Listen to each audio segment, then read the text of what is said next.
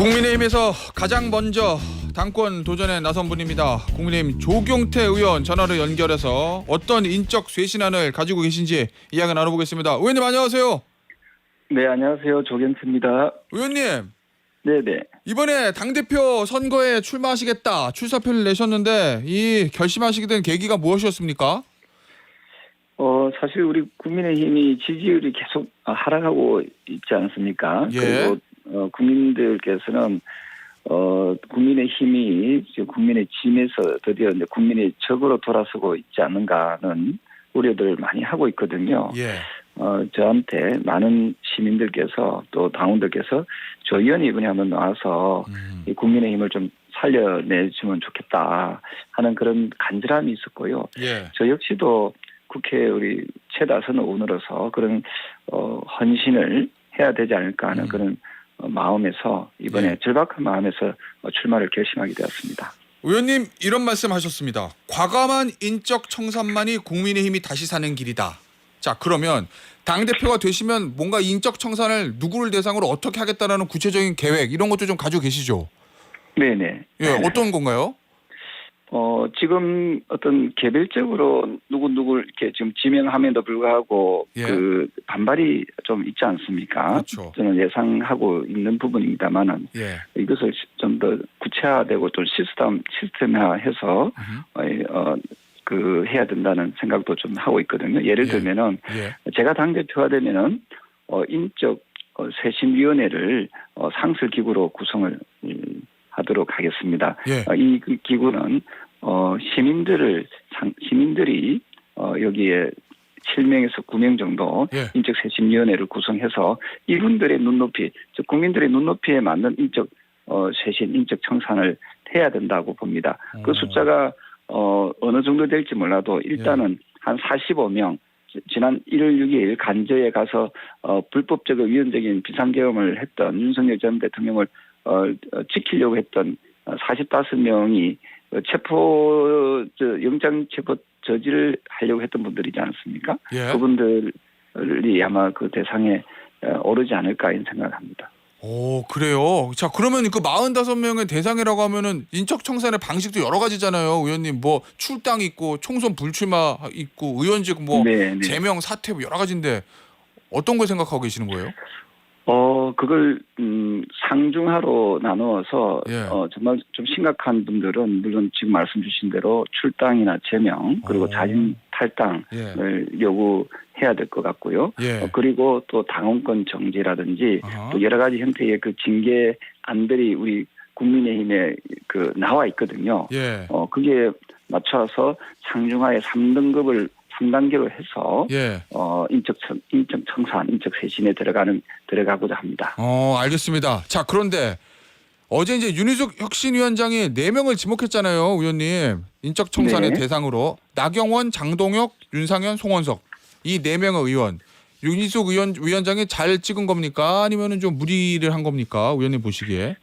저는 그분들에 대해서 이렇게 윤 위원장이 코멘트를 했거든요. 혁신에 동참하지 않는 분들, 과거 잘못을 되돌아보고 현재 관점에서 반성하고 사과하지 않는 분들은 현재의 반혁신을 하고 있는 것 이렇게 했거든요. 예. 아마 네 분에 대해서는 그렇게 판단하고 있는 것 같고요. 예. 저는 아마도 그 윤어게인의 행사에 참석했던 분들, 예. 윤어게인 행사에 참석했던 분들이나 이런 분들을 해당 행위자로 저는 보고 있지 않는가 이렇게 보고 있고요. 예. 어쨌든 그분의 주장은 저는 당에서 수용해야 된다 그런 입장입니다. 그러면은 의원님이 당대표 되셔가지고 앞서 말씀드린 인적청산위원회 이거 만들면 이 4명의 의원도 거기에 주요 심사 대상입니까? 의원님 보시기에? 네, 당연한 말씀이고요. 그 네 분은 또 45명의 그 명단 안에 들어가 있는 분들이잖아요. 예. 네, 그래서 윤희숙 그 위원장이 참 잘하고 있다 하는 생각을 하고 있고요. 예. 그리고 그 앞에 김용태 어허, 비대위원장의 혁신안도 있었지 않습니까? 있었죠. 이 부분도 전폭적으로 수용할 그런 계획이 있습니다. 그러면 이 4명의 의원은 의원님이 그 단계 인적청산 3단계 상중하 중에 어디예요? 제가 판단하기보다는 제가 판단하게 되면 또 객관화 부분에서 좀 결여했다라고 할 수 있겠지만 예. 이미 제가 드릴 말씀을 윤희숙 위원장이 드린 것 같은데요. 예. 어쨌든 상중하에 포함되는 분들은 과감하게 예. 그 시민의 눈높이, 국민의 눈높이에 맞지 않는 정치인들은 예. 저는 이번 기회에 대대적인 싹 갈아엎은 느낌으로 대대적인 혁신을 하지 않으면 국민의힘은 살아남기가 참 어렵습니다. 그래서 예. 정말 뼈를 깎는 예. 아픔이 있더라도 고통이 있더라도 저는 반드시 인적 청산, 인적 쇄신을 해야만이 그것이야말로 진정으로 예. 혁신이고 그 혁신을 통해서 다시 예. 온건한 보수와 중도가 돌아올 수 있는 보수 대통합의 길로 지름길로 갈 수 있다 생각해 봅니다. 근데 의원님 인적 쇄신 얘기하면요, 그 반대하는 의원들의 논리는 이런 거잖아요. 야, 우리 107명밖에 없는데 지금 이재명 정부가 저렇게 막 독주하는데 이것 빼고 저것 빼고 우리끼리 싸우면 뭐 남냐? 똘똘 뭉쳐서 싸워야지 뭐 이 얘기하거든요. 그런 네, 저 반대 주장은 어떻게 보세요?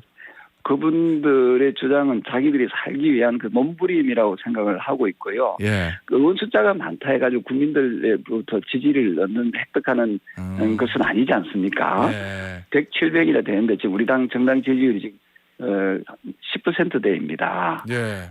사실 과거에 15대 총선에서는 아마 지금 민주당의 전신인 국민회의입니까? 그게 70몇 석이었거든요. 예, 70한 서너 석 가지고도 당당하게 당시에 상대당하고 맞서서 경쟁했던 그 기억이 나고요. 그래서 그리고 과거에 열린 우리당 시절에 47석이 아주 잘해서 그다음 총선에서 152석이 된 적이 있습니다. 맞아요. 저는 의석수보다는 국민들이 지지하는 정당인가 아닌가가 중요하다고 생각합니다. 알겠습니다. 107석의 10몇 %보다 다소 의석수가 좀 줄어들더라도 국민들이 만족할 만한 그런 정당이 된다면은 지금보다 훨씬 더 가능성을 높일 수 있는 선거에서 승리할 수 있는 그런 정당으로 바뀔 수 있다면은 저는 과감한 혁신을 해야 된다 이렇게 봅니다. 알겠습니다. 의원님 20일 날 의총 있죠? 네네. 그때 뭐 윤희숙 위원장이 혁신안 이거 수용할지 안 할지 의총에서 결정하던데 이거 통과될 거로 보세요? 저는 통과해야 된다고 보고 있습니다. 근데 아시다시피 지금의 현재 구조로서는 크게 기대하기가 어려운 구조지 않습니까? 그래서 국민들께서 당원들께서 깨우쳐 주셔야 된다 생각합니다. 이번에 전당대회가 열린다면은 이 전당대회에서 뭐 혁신적인 그런 인물이 당대표가 되어서 우리 당의 어떤 이러한 잘못된 구조를 뜯어 고칠 수 있도록 당원들과 또 현명한 당원들과 국민들께서 바로 잡아 주실 것을 말씀드리고 싶습니다. 의원님, 윤희숙 의원이 혁신위원장이요. 개파 활동 금지 서약서 다 쓰라고 그러던데 의원님 쓰실 겁니까? 이거 만약에 통과되면? 네, 윤희숙 위원장이 얘기했던 것 중에서 개파 갈등 이런 부분이 끊어내야 될 그런 구조적인 문제점이라면 당연히 저는 모든 의원들이 동참하는 것이 옳겠다 이런 생각을 합니다. 알겠습니다. 자, 그리고 이번 주에 이제 국민의힘을 뜨겁게 강타했던 이슈, 윤상현 의원이 주도했던 리셋코리아 국민운동 모브 발대식 월요일에 있었습니다. 윤호기인 나왔고 부정선거 얘기 나왔어요. 전한길 강사 있었고 그다음에 지도부가 뭐 어쨌든 참석했습니다. 그 장면 어떻게 보셨어요, 의원님? 저는 그것을 보면서 여전히 바뀌지 않고 있다 이런 생각을 하게 됐고요. 그래서 이번에 윤희숙 혁신위원장이 1차 명단을 서둘러서 발표하지 않았나 이렇게 보고 있습니다.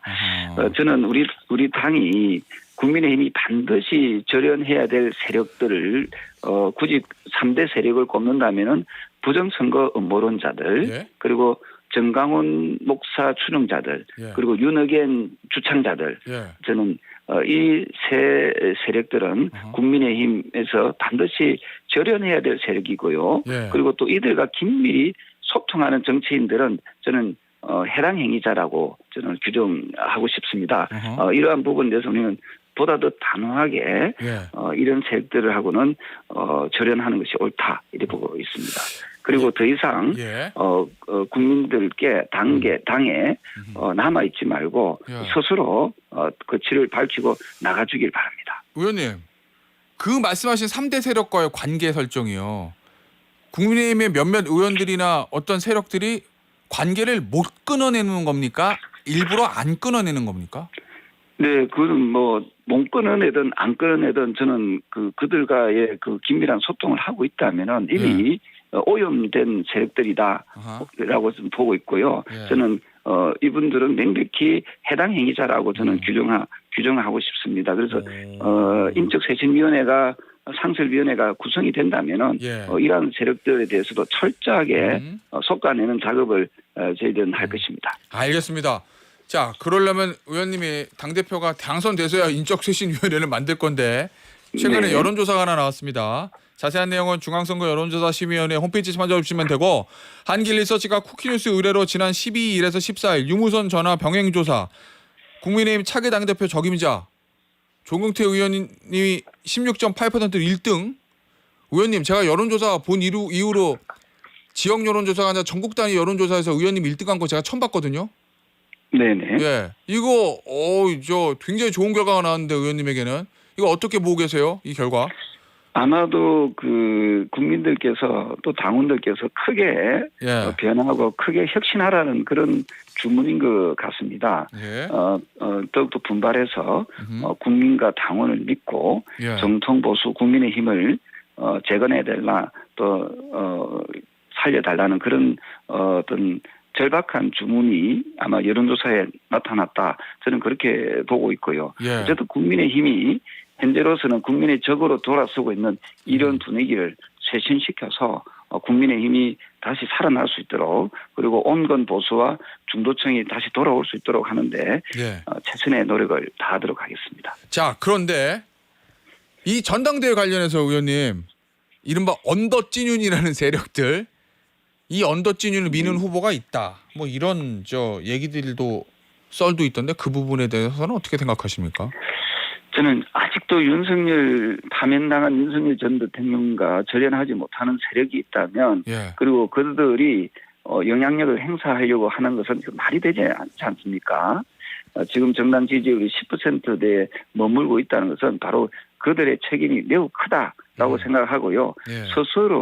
스스로가 패족이라 칭하고 이선으로 후퇴해 주기를 바랍니다.